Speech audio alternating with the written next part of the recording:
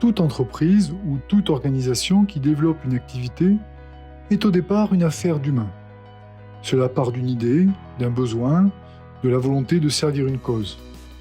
Très vite, cette organisation ou cette entreprise a besoin de ressources.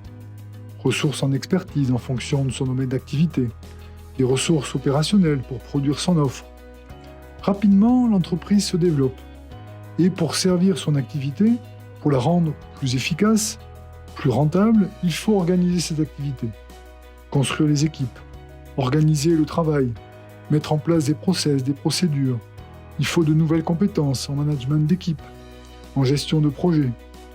Ce système devient alors de plus en plus présent, de plus en plus complexe.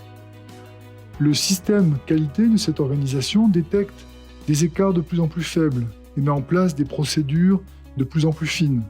Le manuel d'exploitation, les process, les procédures se développent.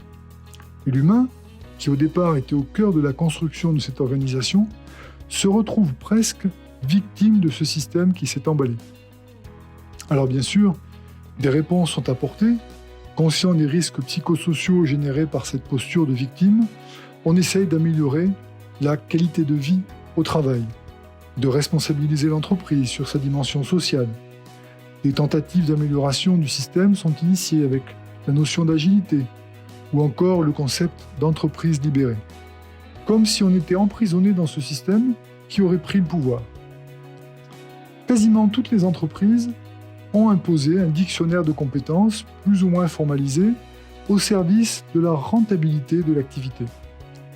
Les compétences techniques, en lien avec l'expertise, comme les connaissances ou l'application des procédures, ont cédé la place aux compétences non techniques, ou soft skills. Dans le contexte opérationnel, il s'agit de savoir gérer la charge de travail et prendre des décisions. Il faut que chacun soit capable de conduire un projet en faisant preuve d'adaptabilité pour gérer les aléas et de créativité pour innover.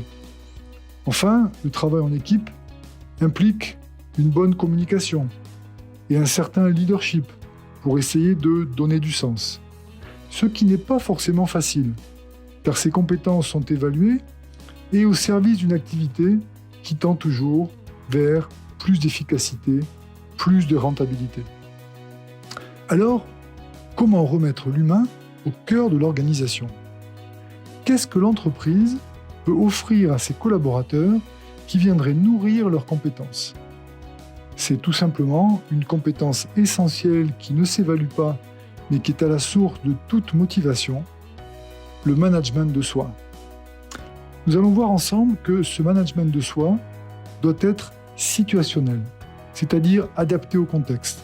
Il doit éclairer les opportunités de chaque situation. En effet, notre cerveau est beaucoup plus apte à détecter les menaces pour s'en protéger que les opportunités qui recèlent le désir, le développement et l'innovation. Enfin, le management de soi consiste à décider de son niveau d'implication afin de répondre à son besoin d'écologie personnelle. Je vous propose de poursuivre ce module pour découvrir ce qui se cache derrière le management de soi.